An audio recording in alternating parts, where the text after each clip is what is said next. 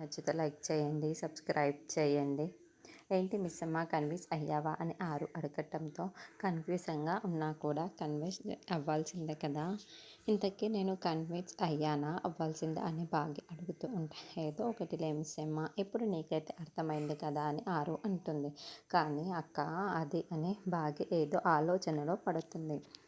అప్పుడే గుప్తా గారు, బాలిక నీకు ఇంకొక ప్రమాదం వచ్చుచున్నది. అదిగో నిండు కుండరక్తుడు ఎలా కారులో వస్తున్నాడో చూడు.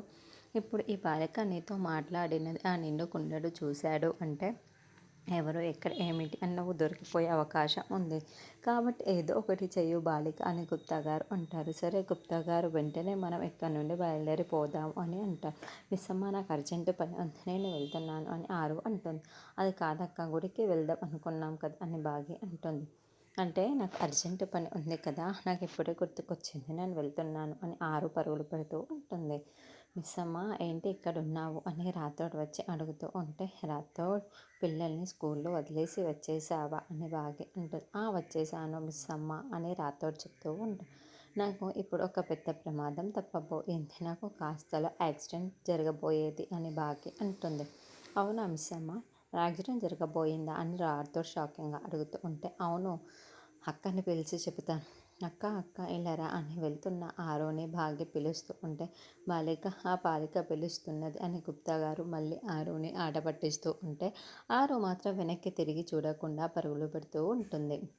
అబ్బా, అక్కడ ఎవరు ఉండరు, నాకు కనిపించరు, ఈవిడేమో పిలుస్తూ ఉంటుంది.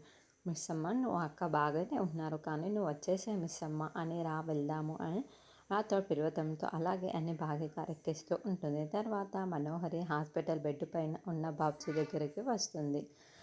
బాబ్జీ బాబ్జీ అని నిద్రపోతున్న బాబ్జీని గట్టిగా అరిచెలేపేస్తుంది. మేడం మేడం వచ్చారా, చూడండి మేడం, నా చెయ్యి విరిగిపోయింది, కాళ్ళు విరిగిపోయి, కన్ను లొట్టపోయింది, తలకాయ పగిలిపోయి, ఇంకేమేం పోయాయో నాకు అర్థం కావటం లేదు మేడం అని బాబ్జీ ఏడుస్తూ తన బాధని చెప్పుకుంటూ ఉంటాడు. ఆపుతావా నీ సోది, తన ప్రాణాలు తీసేయమని నేను చెప్తాను, నువ్వేం చేశావు అని మనోహరి అడుగుతూ నాకేమైనా చావడం ఇష్టమా మేడం, నేను ఆమెడ ప్రాణాలు తీయాలని ప్రయత్నించాను, కానీ ఏం జరిగిందో ఏంటో అని అక్కడ జరిగింది మొత్తం కూడా వివరిస్తాడు. అసలు నేను వెళ్ళే చెట్టు గుద్దుకి ఎలా గుద్దుకున్నానో నాకు అర్థం కావటం లేదు అని బాబ్జీ చెబుతాడు. నా చేతికి వచ్చిన అవకాశాన్ని చేజారా వదిలేసావు కదా చా అని మనోహరి కోపంతో రగిలిపోతూ ఉంటుంది. మేడం, నేను మధ్యలో ఏ పని కూడా ఆపేయను, బెడ్డుపై నుండి కోలుకోగానే నేను వెంటనే వచ్చి ఆ ప్రాణాలు తీసేస్తాను మేడం, మీరు చెప్పిన పని పూర్తి చేసేస్తాను మేడం అని బాబ్జీ అనడం. ఏంటి ఇక వల్ల కాదు అని నాకు అర్థమైపోయింది, అమర్ పక్కన లేనప్పుడు ఈ పని పూర్తి చేయమని చెప్పాను, అదే దాని పక్కన అమర్ ఉంటే 10 అడుగుల దూరంలోనే ప్రమాదాన్ని ఆపేసి ఉండేవాడు. వాళ్ళిద్దరూ చాలా దగ్గరైపోతున్నారు, వాళ్ళ మధ్య బంధం బలపడక ముందే అమర్కి మిస్సమ్మ భార్యగా ఉన్నప్పుడే ప్రాణాలు తీసేయాలని వల్ల కాదని అర్థమైపోయింది. ఎక్కడున్న ఆ ఘోరాన్ని పట్టుకొని ఘోరా చేత్తోనే ప్రాణాలు తీసేస్తాను అని చెప్తూ, మిస్సమ్మ ప్రాణాలు తీయటం ఆ ఘోర వల్ల కూడా కాదు మేడం అని చెప్పటంతో, ఎందుకు కాదు అని మనోహరి అంటుంది. అవును మేడం, అసలు ఆత్మల్ని బంధించి ఆ ఘోరానో మనుషుల ప్రాణాలు తీసే నా వల్లనో మిస్సమ్మ ప్రాణాలు తీయటం అస్సలు కాదు మేడం, ఆవిడ ప్రాణాలు తీసేవాళ్ళు ఒకే ఒకరున్నారు మేడం అని బాబ్జీ చెప్పటంతో, ఎవరు వాళ్ళు చెప్పు అని మనోహరి ఆతృత పడుతూ అడుగుతూ ఉంటుంది. వాళ్ళు ఎవరో కాదు మేడం, మీరే మేడం, ఎందుకంటే ఘోరాన్ని నన్ను మీ చేతిలో పెట్టుకున్నారు, అటువంటి మిస్సమ్మ ప్రాణాలు మీరే చాలా తేలికగా తీసేయగలరు, మరి మీరెందుకు మాకు ఈ పని అప్పచెప్తున్నారో నాకు అర్థం కావటం లేదు, మీరు ఆ మిస్సమ్మ ప్రాణాలు చాలా తేలికగా తీసేయగలరు అని బాబ్జీ చెబుతారు.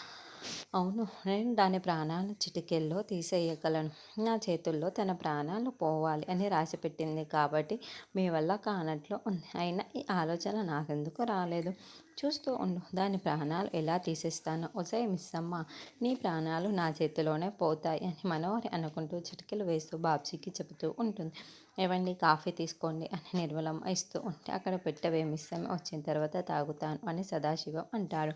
అప్పుడే రాథోడ్ బాగి ఇద్దరు హాల్లోకి వస్తారు. రా మిస్సమ్మ వచ్చావా, నీకోసమే మీ మామయ్య ఎంత కంగారు పడుతున్నారో అని నిర్మలమ్మ అనడంతో, అవును, ఆ మిస్సమ్మకి ఒక పెద్ద ప్రమాదం తగ్గింది, లారీ మిస్సమ్మకి గుద్దయ్యబోయిందంట తెలుసా అని రాథోడ్ చెప్పటంతో, అవునా, అందుకే నాకు ఇందాక నుంచి చాలా టెన్షన్ వస్తుంది, ఇప్పుడు బాగానే ఉన్నావు కదా మిస్సమ్మ, అసలు ఆ లారీ నెంబర్ చూసావా, నేను పోలీస్ కంప్లైంట్ ఇస్తాను అని సదాశివం చెబుతూ ఉంటే, అవసరం లేదులేండి మామయ్య, అసలు ఆ లారీ మా పైకి దూసుకువచ్చింది, పక్క వీధిలో ఆ లారీకి యాక్సిడెంట్ అయ్యింది అని భాగ్య చెబితే, నేను అన్ని వివరాలు తెలుసుకున్నాను సార్, ఆ లారీకి బ్రేకులు ఫెయిల్ అవ్వడం వల్లే యాక్సిడెంట్ జరిగిందని అంటే రాథోడ్ చెబుతాడు. ఇంకెప్పుడు కూడా ఒంటరిగా బయటికి వెళ్ళకమ్మా, ఎందుకంటే మీ అక్క అరుంధతి కూడా ఇలాగే లారీ యాక్సిడెంట్లోనే ప్రాణాలు కోల్పోయి అందుక మీ మామయ్య చాలా కంగారు పడుతున్నారు అని నిర్మలమ్మ అంటుంది. అలాగే నేను చాలా జాగ్రత్తగా ఉన్నాను, ఒంటరినైతే బయటకు వెళ్ళనులేండి అత్తయ్య, ఇదిగోండి ప్రసాదం తీసుకోండి అని వాళ్ళకు ప్రసాదం పెట్టి అమర్ దగ్గరికి వస్తుంది. ఏంటి మిస్ అమ్మ గుడికి వెళ్ళొచ్చావా అని అమర్ అనడంతో, ఇదిగోండి ప్రసాదం తీసుకోండి అని బాగా ఇస్తూ అరటిపండు ఇస్తుంటే, నా ప్రసాదం కూడా నువ్వే తినేసే, నాకు వద్దు అని అమర్ అంటాడు. అదేంటండి ఎందుకు వద్దు అని బాగా బలవంతం చేస్తూ ఉంటే, నాకు ఇష్టం ఉండదని తెలుసు కదా అని అమర్ అంటాడు.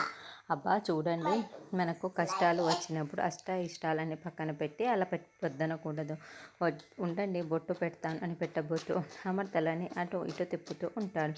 చూడండి ఆగండి అంటూ అమర్ తలని గట్టిగా పట్టుకొని బాగి పెట్టబోతూ ఉంటే, సరిగ్గా పెట్టేటప్పుడు అమర్ మళ్ళీ పక్కకు తిప్పేస్తాడు. దాంతో ఆ కుంకుమ బొగ్గకు అంటుకుంటుంది. అయ్యో అని బాగా టెన్షన్ పడుతూ ఉంటే, ఏమైంది అని అమర్ అంటాడు. అంటే కుంకుమ బొగ్గకు రాసుకుంది, నేను తుడిచేస్తాను అని బాగి తొడవబోతూ ఉంటే, అవసరం లేదు నేను తుడుచుకుంటాను, నువ్వు వెళ్ళు అని బాగి చెయ్యి పట్టుకొని అమర్ చెబుతాడు. అమరే తుడుచుకుంటూ నువ్వు వెళ్ళు అని చెప్పడంతో బాగి లేస్తూ ఉంటుంది. వెళ్తున్న బాగికి కాళ్ళు స్లిప్ అయిపోయి అమర్ మీద పడిపోతూ ఉంటుంది. దాంతో అమర్ బాగి ఒకరినొకరు లిప్ కిస్ పెట్టుకుంటూ ఉంటారు. కాసేపటికి తీరుకొని మళ్ళీ ఒకరి కళ్ళల్లో ఒకరు చూసుకుంటూ ఉంటారు. అమర్ చెయ్యి బాగి పైన, బాగి చెయ్యి చెయ్యేమో అమర్ గుండెల పైన ఉంటుంది. అమర్ చెయ్యి వైపు చూడటంతో బాగి మెల్లగా తన చేతిని వెనక్కి తీసుకొని లేచి నిల్చొని అమర్ని చూస్తూ అక్కడి నుండి వెళ్తూ ఉంటుంది. బాగి అమర్ గురించి ఆలోచిస్తూ పరధ్యానంగా మెట్లు దిగి కిందికి వస్తుంది. మిస్సమ్మ ఏమైంది, ఎందుకు అలా ఉన్నావు అని సదాశివం నిర్మలమ్మ అడుగుతున్నా కూడా బాగి పరధ్యానంగా ఉండడం వల్ల ఏమీ సమాధానం చెప్పకుండా వెళ్తూ ఉంటుంది. మిస్సమ్మ, ఆ లారీ ఓనర్ గురించి కనుక్కున్నాను అని రాథోడ్ కూడా వచ్చి మాట్లాడుతుంటే బాగి ఏమీ మాట్లాడకుండా వెళ్ళిపోతుంది. ఏమైంది మిస్సమ్మకి అని రాథోడ్ అనుకుంటూ ఉంటాడు. తర్వాత ఆరు గార్డెన్లో కూర్చొని ఆలోచిస్తూ ఉంటే, అప్పుడే బాలిక, నేను ఈ శిరోబాలని మోయలేకపోతున్నాను, అసలు నువ్వు ఏది వద్దన్నా కూడా వినవు, ఇప్పుడు ప్రమాదాల నుండి తప్పించలేక నా శిరోబాణము చాలా ఎక్కువవుతుంది అని గుప్తా గారు అరుస్తూ ఉంటే, ఇప్పుడు ఆ యాక్సిడెంట్ నుంచి తప్పించుకున్నాం కాబట్టి సరిపోయింది, లేకుంటే మిస్సమ్మ ప్రాణాలతో బయటపడింది, ఒకవేళ ఆ యాక్సిడెంట్ జరిగి ఉంటే ఏమై ఉండేది అని ఆరు అడగటంతో, ఏముంది నీ స్నేహితురాలు వేసిన ప్లాన్కి ఆ బాలిక బలైపోయేది అని గుప్తా గారు ఒక్క క్షణం ఆగిపోతూ ఉంటారు.